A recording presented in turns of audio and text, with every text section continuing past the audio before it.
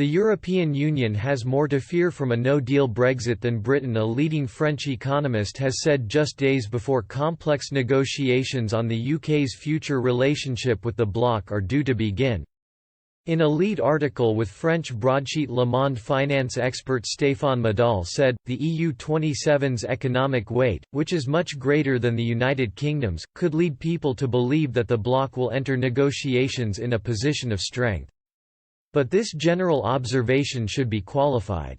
Yes, the UK is very dependent on the European market, but it has less to lose than the EU if trade conditions tighten, he added in direct reference to the looming threat of a challenging no-deal scenario. He said, the UK can diversify its imports, enter new markets and boost its exports to non-EU countries.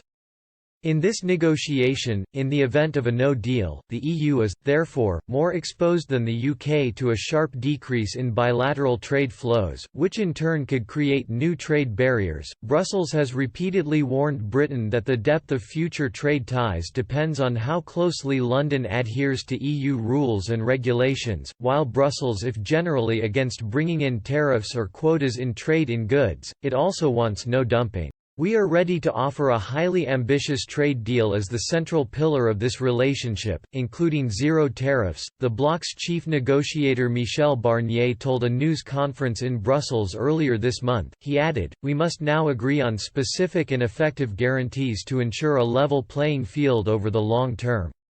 That means a mechanism to uphold the high standards we have on social, environmental, climate, tax and state aid matters today and in their future developments. Prime Minister Boris Johnson is determined to deliver the independence cherished by Brexiteers. He said that while he is in favour of a wide-ranging EU-UK trade deal, breaking free from the bloc's rules remains his top priority. The UK left the EU to go out into the world, he said in a speech in London days after Britain officially quit the bloc, and added, there is no need for a free trade agreement to involve accepting EU rules on competition policy, subsidies, social protection, the environment, or anything similar, any more than the EU should be obliged to accept UK rules. Mr Johnson has asked for the EU's trade deal with Canada, CETA, to be used as a model.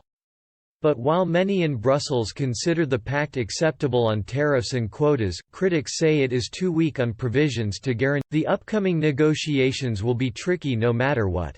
On Sunday, French Foreign Minister Jean-Yves Le Drian warned the two sides would likely rip each other apart as they scramble to defend their own interests. I think that on trade issues and the mechanism for future relations, which we are going to start on, we are going to rip each other apart, he told a security conference in Munich. London and Brussels have just 11 months to strike a free trade agreement, before a post-Brexit transition period ends on December 31. If they fail to reach a deal, trade relations will be administered according to the rules of the World Trade Organization (WTO), with tariffs and increased barriers that could hobble EU-UK